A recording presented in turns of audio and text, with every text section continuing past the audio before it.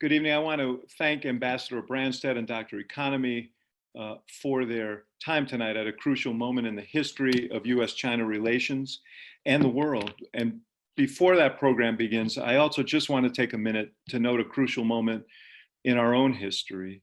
A series of killings, including the horrific murder of George Floyd, have stunned, sickened, and angered us at a time when COVID-19 already has created untold pain and loss that has touched every community, but has disproportionately claimed losses from our communities of color. Our Chicago community is riven. Our hearts are breaking. We all are challenged to seek answers, to seek justice, to see the humanity in each other, and to act on it. We'll be talking about these issues in the coming weeks and months. We'll be offering support for our students who are struggling and searching for meaningful ways to make their voices heard. We're determined to turn this moment of pain and loss into one of engagement and action, to transform darkness into light, and to do it together. And with that, let me introduce Devin Haas, who will introduce our guests for this evening. Devin. Thank you very much. Good evening, everybody. My name is Devin Haas, and I'm a second year in the college studying political anthropology, quantitative social analysis, and theater. Tonight, US-China relations are more important, but perhaps fraught than they have been in years. A trade war between the two countries shows signs of coming to an end as the Trump and Xi administrations agreed to a preliminary trade deal. However, more recently, the People's Republic of China passed a national security law that the Trump administration determined removed Hong Kong of the autonomy it had been guaranteed under one country, two systems. The Chinese and Indian militaries have recently clashed at multiple points along the two countries' borders, and the global backlash to China's handling of the COVID-19 pandemic continues. More broadly, China is seeking to expand its international influence with its Belt and Road Initiative, which includes infrastructure development and investments in nearly 70 countries, but which others criticize as a neo-colonial project of debt trap diplomacy. China's economic ascendance has been marred by reports of human rights abuses, including repression in Tibet and the internment of between 1 and 3 million Uyghurs and other Muslim minorities in concentration camps in Xinjiang. Taiwan's future also remains uncertain. In light of this, it is an incredible honor to introduce the US Ambassador to China, Terry Branstad. The ambassador received his bachelor's degree from the University of Iowa, served in the Army's military police, and received his JD from the Drake University Law School. He then served 3 terms in the Iowa House of Representatives and 1 term as Iowa's lieutenant governor. In 1983, when he was 35, he was elected governor of Iowa, making him the youngest chief executive in Iowa's history.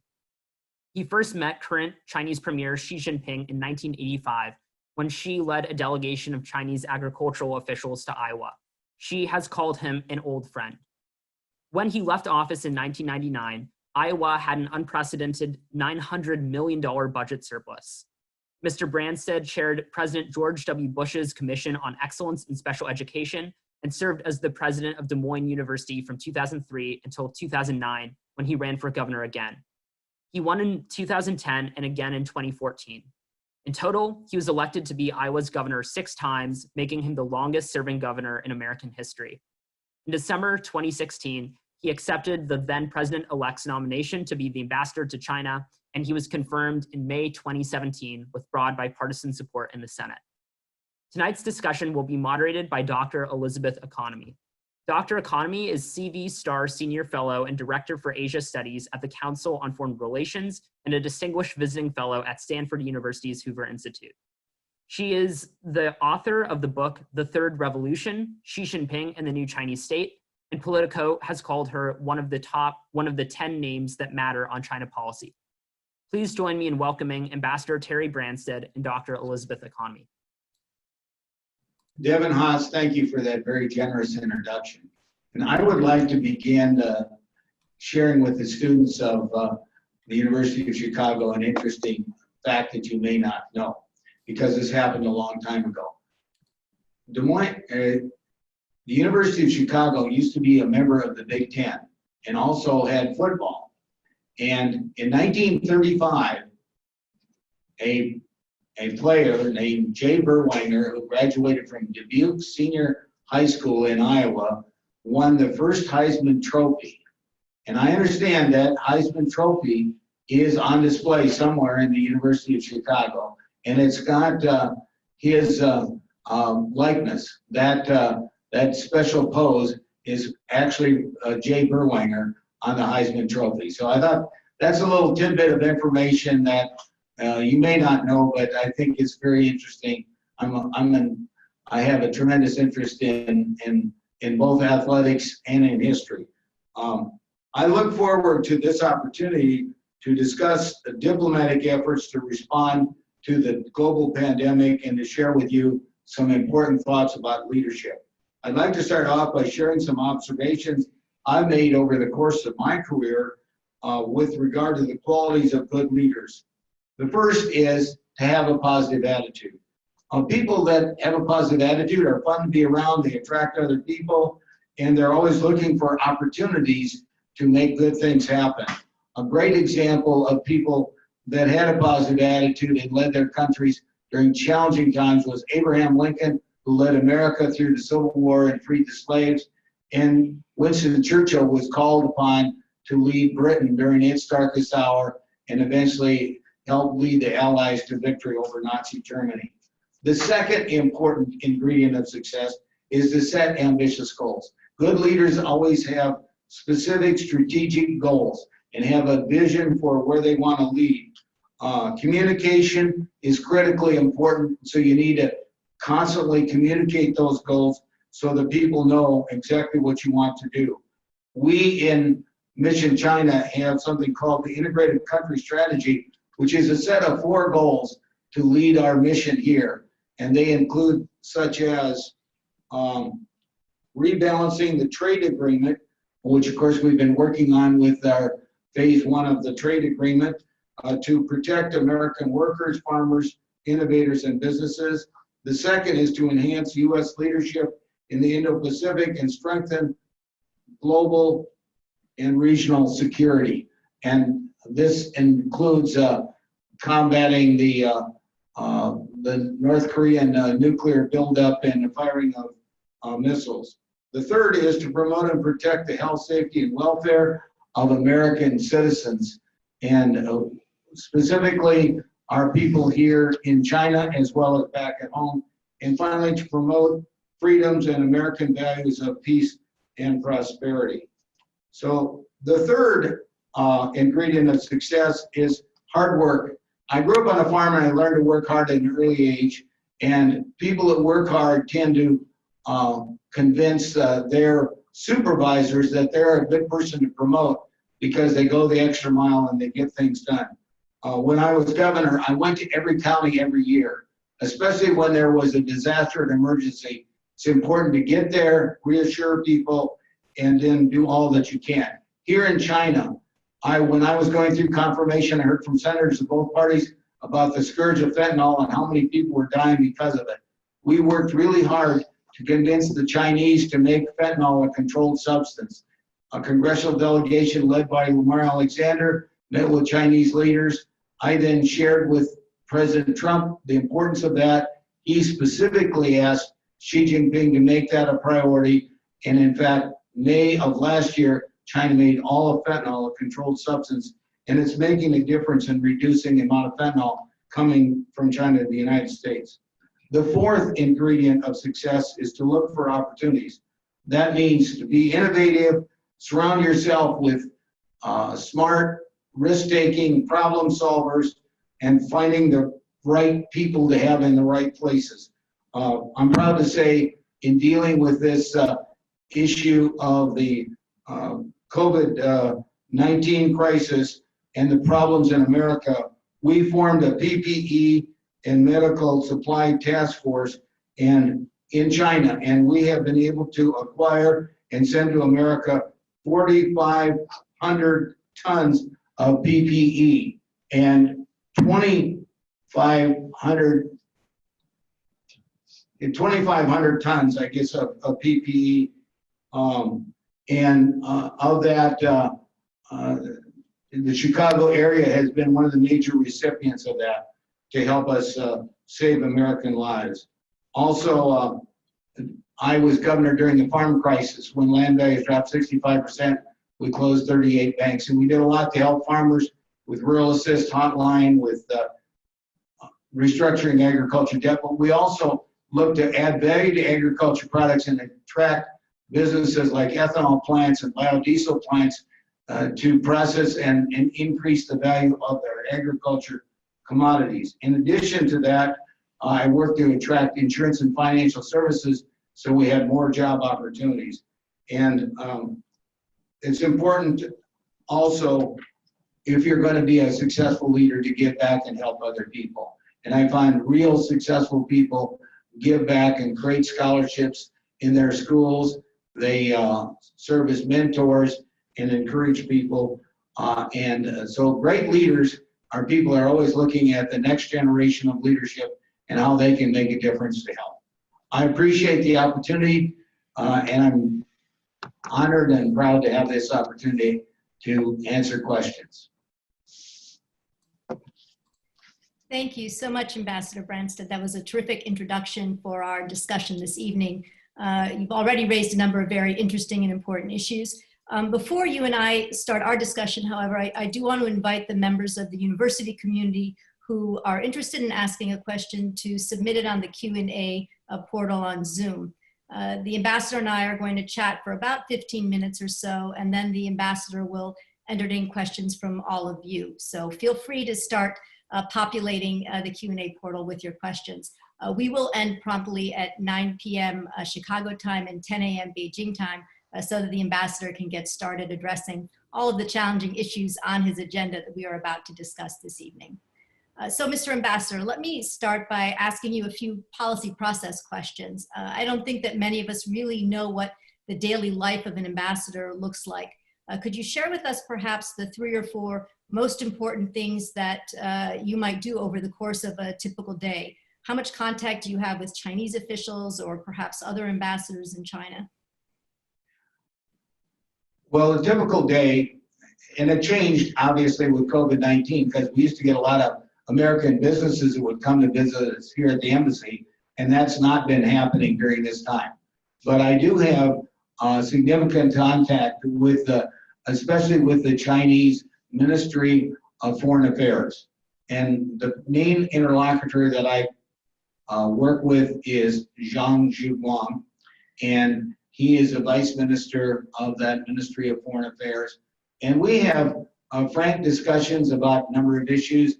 Recently, of course, about the President's speech on China, on the issues of obviously Hong Kong, and we're very concerned about the recent action of the Chinese People's Congress restricting the individual rights of the residents of Hong Kong. You know, ever since Hong Kong was turned over from Britain to the Chinese, it's been one country, 2 systems. But we're starting to see those that the democratic rights and rights of assembly and due process and all of that eroded. And we've even seen some of the leaders in Hong Kong that have been arrested here recently. And our concern is that we're going to see even further crackdowns. So that's something that the United States, and on a bipartisan basis, has objected to, and feels that Hong Kong has been a great center for investment, and the people there have enjoyed significant freedom that now is threatened. And the Hong Kong people are very concerned about that, and there have been demonstrations there about that. And we try to make the point that we support freedom of speech and peaceful assembly. We do not support violence or damage that's been done. Of course, the Chinese basically blame the United States and Britain and others for causing all of the problems that have occurred in Hong Kong. And so that's been an issue. Part of my day is also meeting with people here at the embassy. And of course, we've had a lot of people because of the COVID situation that have been sent back to the United States. In fact, just last night, We got our first group of, I think, 61 Americans coming back here for the embassy and for our consulates.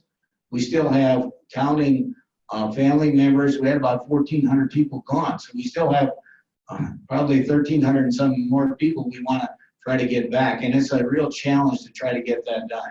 So there's, we're dealing with that issue. And of course, we spent a lot of time with this focus that I mentioned in my opening remarks on PPE and medical supplies for America. And I'm really proud of the way that everybody, regardless of what their normal responsibility has been, has gotten involved in trying to identify quality supplies that are critically needed. And we've made a real difference. We've worked with FEMA, and we've worked with individual states, and even with cities and hospitals to get that done, to get that accomplished.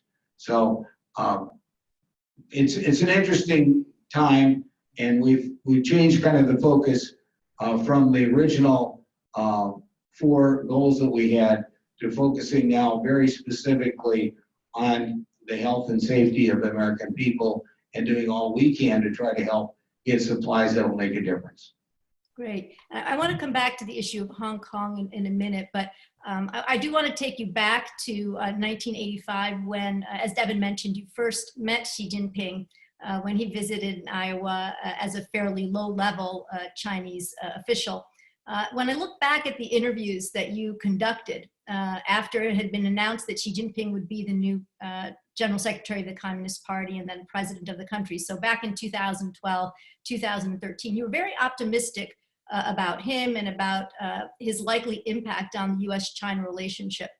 Can you share a couple of thoughts about the man you knew then, what you anticipated would be Xi Jinping's impact on the US-China relationship, and what you've seen today? What maybe has changed in your understanding of who he is once, he's now served as president of the country for almost 8 years? His father was a provincial governor, and his father visited Iowa in 1980 with my predecessor, Governor Robert Ray. So we had that history going back.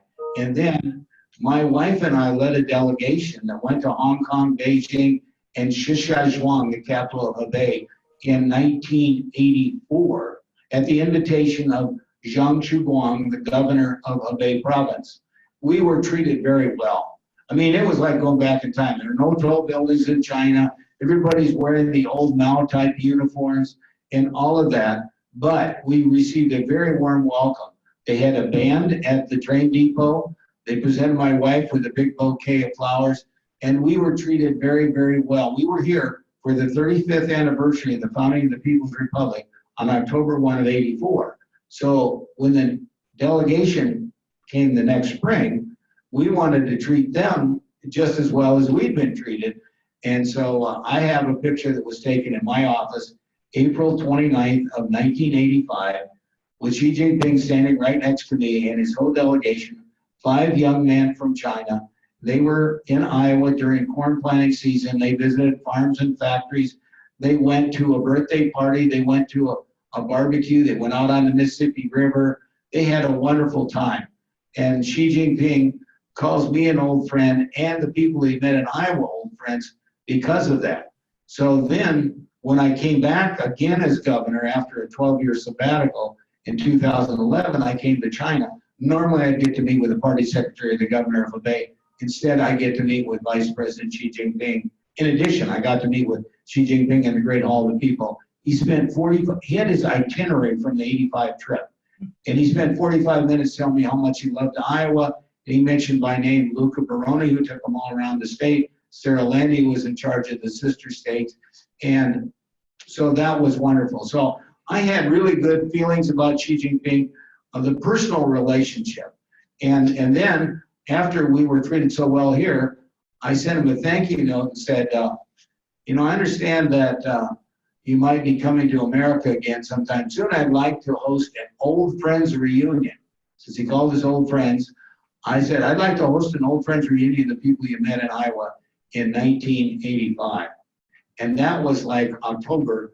In January 2012, I get a call from the Chinese Consul General. He says, I'm in my car on the way to Des Moines. I want to make arrangements with you. for Xi Jinping's visit to Iowa. And then we did that. And so and that was shortly before he became the leader of China. So we were very optimistic. Unfortunately, since he's become the leader of China, it's gone the other direction. Instead of more opening up and reforms, we've seen things getting much stricter and much tougher. And what we see happening in Hong Kong, what's happened in Xinjiang out with the Uyghurs, all of those are indications that things are not going the way we hoped they would. And do you have any sense for why that is? I mean, given your optimism and your sort of engagement with him, why do you think he's made this turn? Well, it's hard because their system is very opaque and it's very hard they don't have the open transparency that we have in American politics. And so it's really hard to know. Obviously, I think there's people within the Politburo, their leaders, that have influenced him in that direction. I think part of it is too, he has his own vision of where he wants to lead China. He wants to be the leader that makes China not only rich and powerful, but also respected in the world. And he wants China to be the leading country in the world. And, the Chinese have a long view of history. They remember back hundreds of years ago, thousands of years ago, when China was the leading country in the world. And that's the vision that he wants China to have. And so it's hard to say. I mean, my personal relationship with is very good. When I presented my credentials, he had seen the press conference I had when I arrived with my family, because I have not only my wife, but daughters teaching here, and son-in-law and 2 grandchildren. So he and his wife and his 25-year-old daughter hosted a dinner for us. Just a family dinner with them, and with a nice honor, and he made a point of including the grandchildren. And in fact, my youngest granddaughter, Stella, sang a little poem for him in Chinese because they're learning Chinese. And so the personal relationship has been good. And I think the personal relationship with him and President Trump has been good. But obviously the policies are areas that we have some significant difference. We are the 2 biggest economies in the world. There's always going to be differences. I'm pleased that after a long period of time, we did work out this phase 1 of the trade agreement. And I'm still very hopeful that, and I've talked with Ambassador Lighthizer about this, that both sides are still working to implement that despite the differences we have in these other issues. So I think you discussed navigating COVID-19, ensuring the safety of the American embassy workers. Clearly, it's been one of the most challenging situations that you've confronted as ambassador. But really, much of your time in Beijing has been quite challenging, as I think you've alluded to. And many people probably would say that the relationship between the United States and China is at its lowest point since 1989 in Tiananmen Square, not having anything to do with your work, by the way.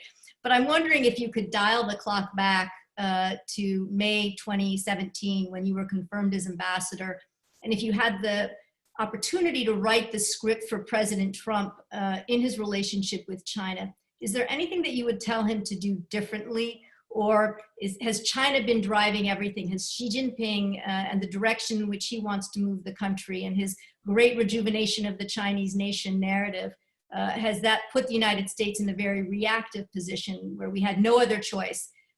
Or are there things that you think the U.S. maybe could or should have done differently over the past few years? Well, remember in 2017, when I was confirmed, was a time that we were having tremendous threats by the nuclear buildup in North Korea and the firing of missiles. So people thought we may be going to war with North Korea, and we were doing everything we could to try to, and China does share our interest in seeing a denuclearization of Korea. And we have made some progress on that. At least we haven't seen the denuclearization, but we're not seeing these long-term, long-range missile tests. And I was in Tumen, which is in Jilin province, right on the border with North Korea, 3 days after the last nuclear test. And so that's something the Chinese and us share, is an interest in trying to see that. And China doesn't want to see this happen in North Korea because they don't want a whole lot of refugees coming from North Korea into China because it's right on their border. So that's what, when I came here, that was the primary thing we were focusing on, that and trade. We worked long and hard, and then fentanyl. And we've had a great progress on fentanyl. We've made long and hard negotiations on trade, many meetings back and forth. I was in on many of those with the Secretary Mnuchin and Ambassador Lighthizer with Rioja. And I think they've worked very hard, and I'm encouraged about the phase 1 agreement. But many other issues have come up. And there are some issues that China just takes the attitude that we have no right to complain about what's happening in Hong Kong or what's happening with the Uyghurs out in Xinjiang province, because that's internal to China. And unfortunately, their position has hardened on those issues. And I think that's where a lot of the friction has occurred. I think we've made progress on trade. Certainly we've made big progress on fentanyl, and I think some progress with regard to the North Korean threat. But and those are the big things when I came here. But obviously this whole COVID thing, we had no clue that we would be facing a pandemic or that it would start in Wuhan, China. But that's been the situation, and of course we evacuated our people from Wuhan, and we're now we still don't have that consulate open. We have 5 consulates in China. The other 4 are still open, but we've reduced our staff. We're down to about 30% of what we normally have in terms of American staff at the embassy and at the consulates, but we're trying to get everything done under difficult circumstances. Okay, so let me ask one last question before we open the floor. Let me take you back to your original comments and ask you about Hong Kong. And as you said, the United States has pressed China hard on this issue. The president has even at this point suggested that the United States is going to withdraw the special status that it grants Hong Kong, that it is not, that China is not living up to the one country, two systems pledge, and that Hong Kong is no longer deserving of its special autonomous status. Do you think this is the right move? Do you think we have any other kind of leverage with China to try to get them to take a step back from what appears to be a very strong move in terms of the adoption of this new national security law in a way that will limit Hong Kong's autonomy and perhaps undermine fairly significantly the whole concept of one country, two systems? Well, as I mentioned, my first trip here, we stopped in Hong Kong first, and we opened a trade office in Hong Kong. Hong Kong's been a great trading center. Even when China had no tall buildings, Hong Kong had all kinds of tall buildings, and they were already a very prosperous, successful area. And we hope that eventually what would happen is China would eventually move more in the direction of Hong Kong instead of now trying to move Hong Kong in the direction of China. And the people of Hong Kong, who have had freedom of speech and been able to have a lot more autonomy, are very concerned about it. And what's sad is the Chinese have convinced their own people that this is something the United States and Britain and others are involved in fomenting. And that's just not true. In fact, one of our diplomats in Hong Kong met with some of the demonstrators, and as a result, they blame her for causing it. They even published her name, her husband's name, their children's name in the newspaper. They got death threats and all this kind of stuff. This is what I think is so unfair. The other thing about the Chinese system is if they're after somebody, it's not just the person that's accused, it's their family that gets punished as well. And that doesn't happen in our country, but this happens all the time in China. And one of the thing that started this whole concern was a proposal in Hong Kong to be able to extradite people to be tried in China. And when that happens, you lose sight of them. They don't have the same procedural due process that we have and most other countries have. So that's one of the big concerns. We hope that that can be reversed, but it doesn't look very encouraging at this time with the recent action of the People's Congress. And we're hopeful that China will see that Hong Kong continues to be a very important asset in reducing its autonomy and status as under this one country, two systems is not a good thing. But obviously I've had discussions with Zhang Shuguang just yesterday on this subject, and we just disagree. And he says, "Oh, this is protecting the security of the people and all this. Everything is about stability and no. They don't want any demonstrations. They don't want to have any trouble," as they put it. Right. Okay, thank you. So we're going to start in with the student questions, and our first question is going to come from Henry Filosa, who's the class of 2020. Hi, Henry.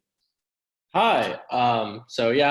I was asked to say where I am, so I'm in Chicago, and I guess I'm graduating in a week, so that's exciting.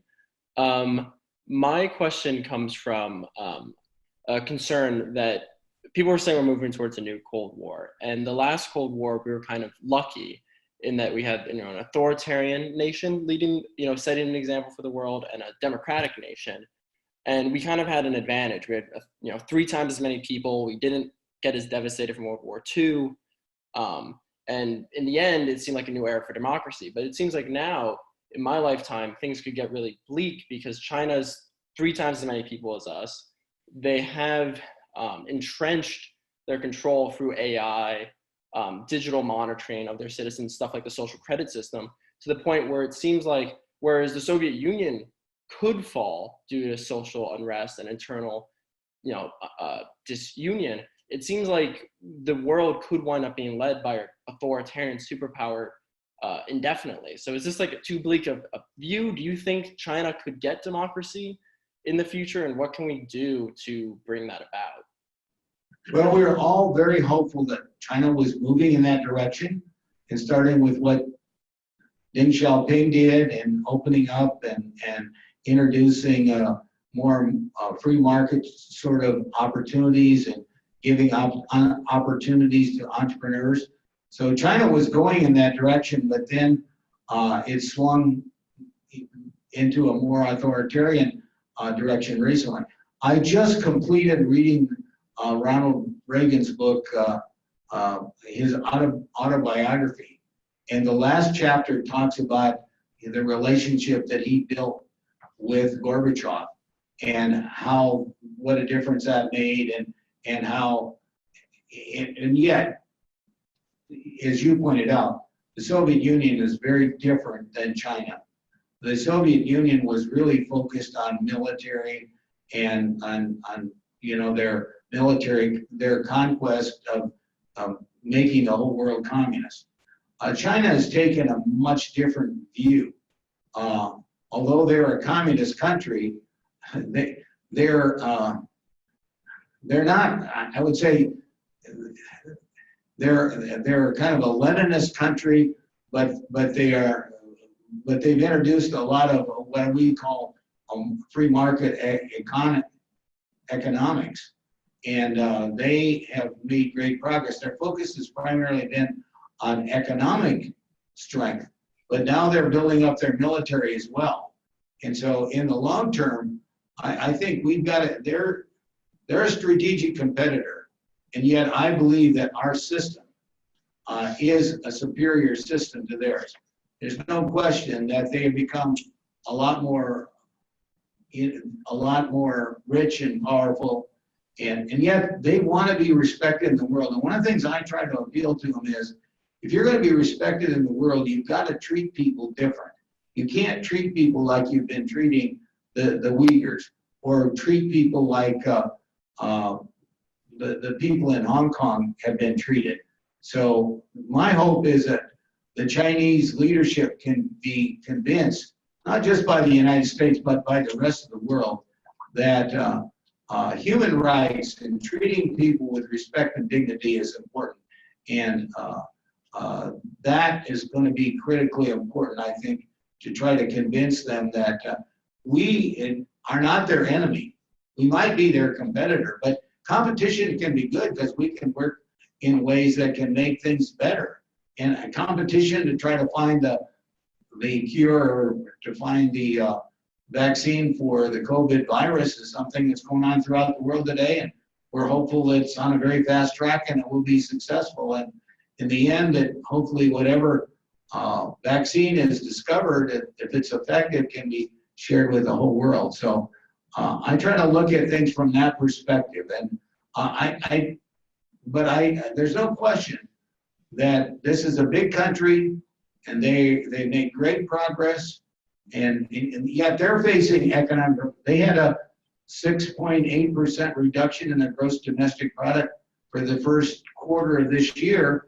And they've always set a goal for economic growth at their People's Congress, and they didn't do it this time. I think that's an indication they realize that they're not going to have the kind of growth they've had, which has been at least 6% and many years in double digits even. Right. Thank you. Our next question comes from Adam Zabner, who is a third-year neuroscience major. Hi, Ambassador Branstad. My name's Adam. I'm quarantining here in Iowa City, where I'm from, so your home state. And my question is, so in 2003, the CDC personnel in China were really key for helping to stop the spread of the SARS epidemic. And under the Trump administration, that role was really slashed. And I'm wondering whether you think a greater CDC presence in China could have helped you and other American officials know what was happening earlier and stop the spread of COVID-19. Actually, we have great CDC representation here in China, and we have people right at the embassy from the CDC that have been very helpful to us in terms of dealing with us. Our biggest challenge here has been the Chinese not willing to share information about where the COVID virus started, and they delayed permitting. And we tried to get people from WHO and including people from the CDC here early in like January. And finally in February, they let them come, but it was very limited. And unfortunately, the WHO to a great degree just reinforced the Chinese message. So our concern is that we need to have more openness and transparency.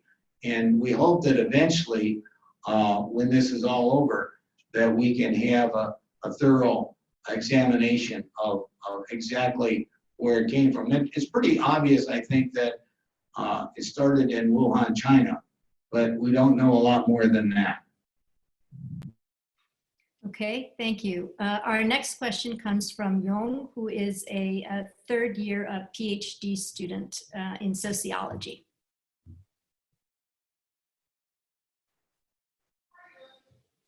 Yang, Hello. sorry. That's Hello, Ambassador. Yang Xiang, sorry about that. Yang. Yes. So I was confused about the name. Yeah. So my name is Yang. I'm a third-year PhD student in U Chicago. I'm from China. So in many people's eyes, Americans had established a habit of struggling in favor of human rights and being outspoken on human rights issues when other countries are more quiet. One of the reasons, interestingly raised by former US Ambassador to China, Stapleton Roy, he came here 2 years ago, is that because of the inequities and many human rights problems built into US own society, such as its racial past. So at the risk of sounding too Freudian, how does this ongoing riots in the wake of the death of George Floyd in Minneapolis and the lack of national leadership affect US foreign policy in upholding human rights in the future, for example, with respect to communicating these issues with China? Well, the point I try to make is that in the United States, we support people's right to speak and to assemble and to demonstrate. The distinction we make is violence, destruction, burning buildings, looting, that's not right, it's not appropriate, and needs to be prevented. And that's true whether it happens in Hong Kong or it happens in the United States. Now in China, people don't dare take those kind of actions in mainland China because they know how strict enforcement is, and that with all the surveillance and everything, they will be arrested and probably not be seen for a long period of time. The United States, with the rule of law that we have and with procedural due process, that's not supposed to be the case. And that's why people feel so strongly about what happened to George Floyd and how wrong that is and how committed we are to seeing that justice is brought in that case. Okay, thank you. Our next question comes from Siqi Zhao,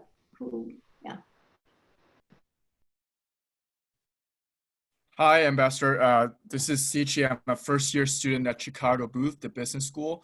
The question I wanted to ask is, do you see the confrontation between the escalation of confrontation between the U.S. and China right now as inevitable, or is it largely dependent on the leadership in the office? And on top of that, what do you think are some real initiatives that both sides could take to kind of de-escalate the situation? Well, we have the two biggest economies in the world, and we have China is a system that's very different than our system. So there's always going to be some conflicts. But I think there are also opportunities for us to work together on things. And a good example is the recent Phase 1 trade agreement, which is an opportunity to correct what I feel was an unfair trade relationship over a long period of time. And yet it also addresses some of the concerns that China has also had about the trade situation. And so we want it to be a win-win situation, which will benefit both of our countries and the rest of the world. And I think that's an example of where we need to work together to enforce and to implement the provisions of that, as well as to try to address some of the other concerns that we have.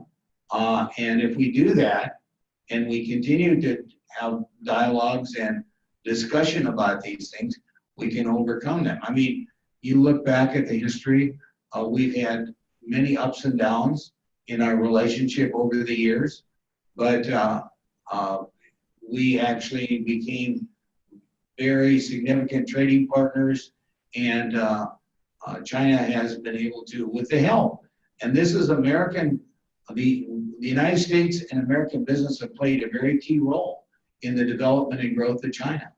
And I'm very hopeful that some of the Chinese entrepreneurs like Jack Ma can play a key role in helping us develop this relationship going forward. So, Mr. Ambassador, let me just push you a little bit on that issue of the Phase 1 trade deal, because here in the United States, there's been a lot of talk that the deal may not be able to be fully realized, especially given the impact that you outlined on the Chinese economy. That A, they might not be able to buy enough goods, B, we may not be able to produce enough goods here. What do you think would be the impact if, in fact, the Chinese don't fulfill their part of the deal? Well, if there's valid reason for them not being able to fully implement it, I think we have to be understanding of that. If they purposely decide not to do it, that's another thing. So far, the impression that I'm receiving from both sides, both from the American side and from what we're seeing here in China, is that both sides are committed to implementing the deal. Now, it took effect February 14, and we're in the midst of this COVID pandemic, and that's had a big impact on the Chinese economy and the world economy. So it's also, so we have to be understanding of that. But in a sense, the Phase 1 trade agreement can probably help both of our countries and the entire world economy by seeing this trade grow and expand. And so I think it can be part of the solution to an improvement in the world economy after this tragic pandemic that we're going through today. Okay. I have a question here from Sun Ming Hao, who is from the class of 2023. The United States has just passed the new Taipei Act this year. What would be the implication of such an act under the context, within the context of a deteriorating US-China relationship? And what does it mean for the increasingly pro-independence Taiwan government? I first of all disagree with it that Taiwan wants to be independent. I think they want to retain their freedom, and they want to retain, their democratic system. But the Chinese mainland China tried to have an influence in that election, and of course it went just the opposite. So the leadership in Taiwan was reelected, and she gained even more seats in their parliament. But from what I understand, and what the United States position is, that we want to maintain the status quo. We recognize one China policy. I'm in Beijing, not in Taipei, and we have an informal relationship there.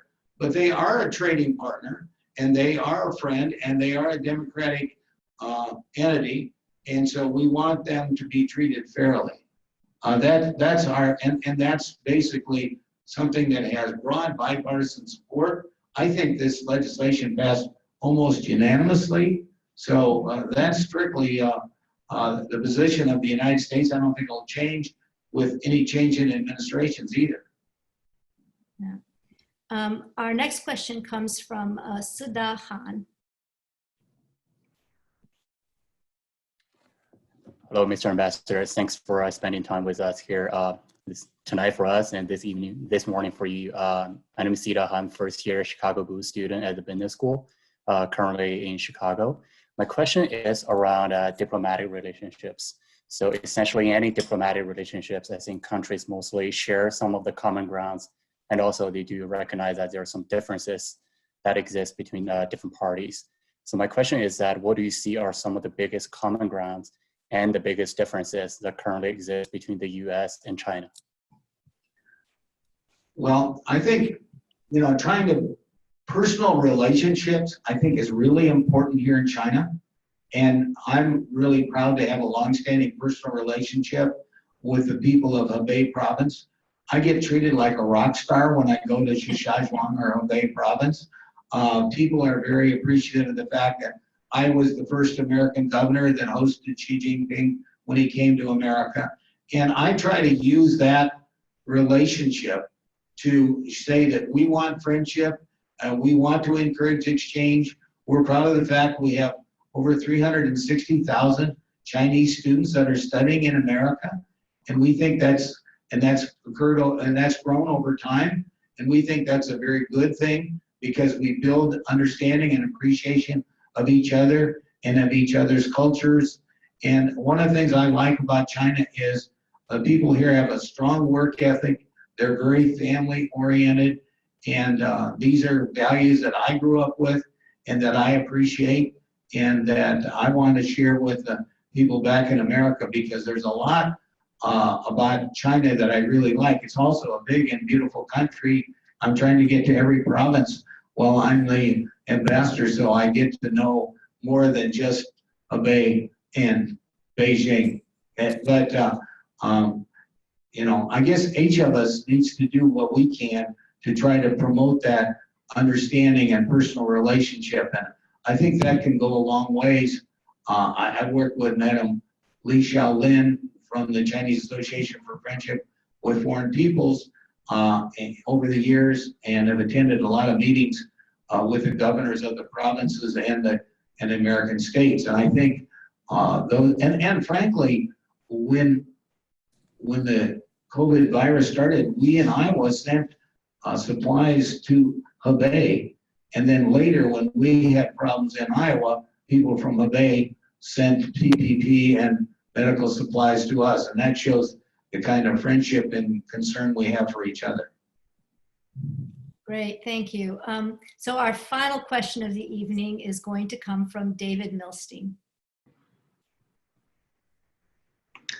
Hello, Ambassador.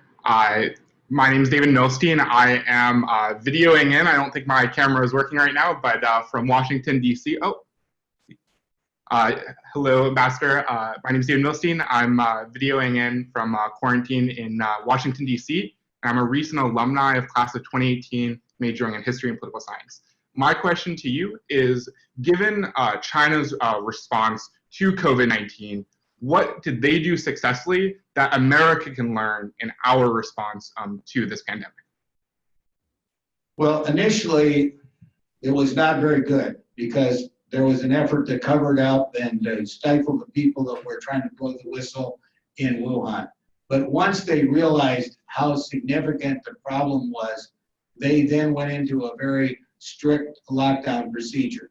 It's very difficult to do that in a non-authoritarian country like the United States, because people are just not going to put up with it. I mean, people in Wuhan, you maybe saw pictures of being dragged out of their home and put into a separate quarantine area and things like that. But, and frankly, when we go out here, even in Beijing, you get our temperature taken, and there's just a lot of restrictions. That has worked in terms of trying to prevent the further expansion of the virus. And now they've become very focused on people coming back to China. A lot of them are Chinese that were on vacation or students, but there's also some others. But and they're concerned about it. We just brought a group, 62 Americans back, but we had to have them tested for COVID before, and then they're tested again when they get here in China, and then they're quarantined for 14 days. So they have some very strict provisions. And in other parts of the world, they've done similar things.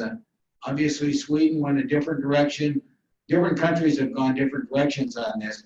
I think we can learn from each other, and we have tried to facilitate cooperation and discussion between our medical people and HHS and the Chinese leadership here on these issues. And we need to learn from each other, and we need to share information. And obviously, we'd like to see more openness about